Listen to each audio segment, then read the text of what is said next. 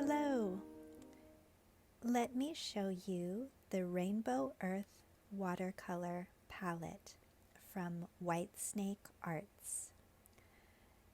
These are all hand-gathered earth pigments that have been made into handmade watercolors.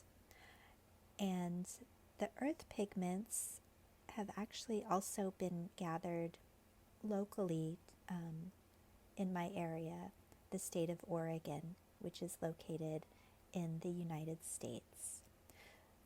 And here's a card showing you where the pigments came from.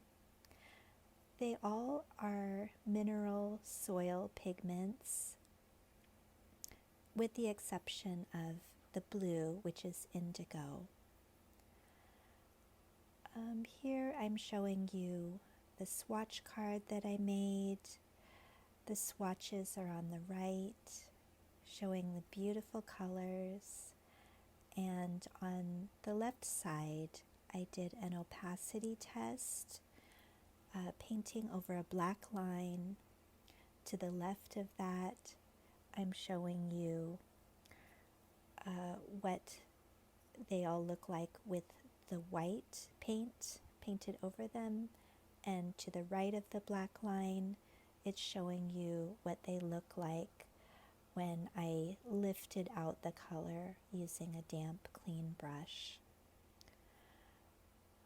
So these are handmade, and these are not commercially milled or mined pigments.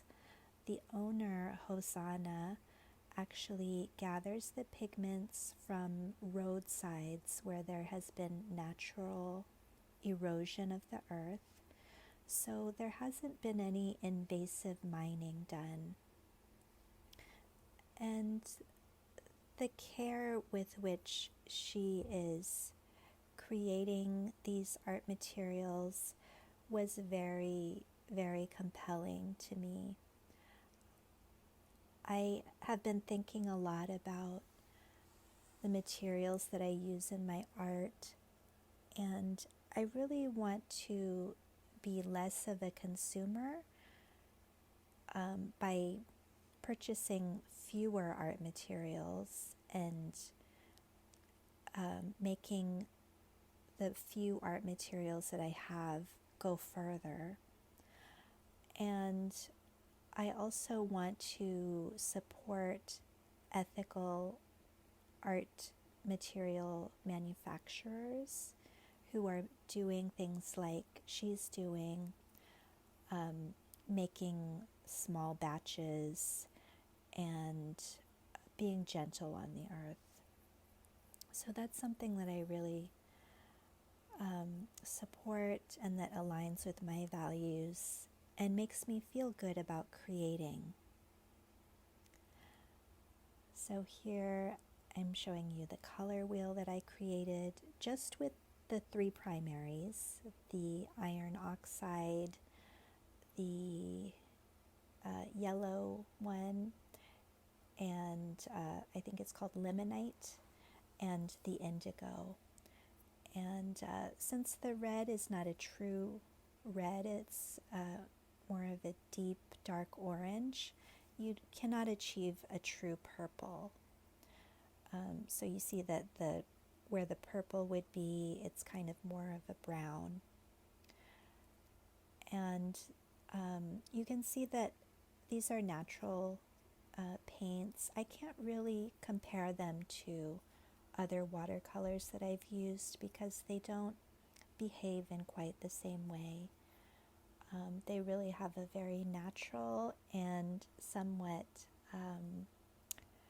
unpredictable feeling because I still haven't gotten quite used to them. But let's have fun, and I'm going to copy a master painting. This is an artist called Moki, and I'm just going to do a small part of this painting. You can see that the celadonite, the green paint, really is a perfect match for the color of the water in this painting.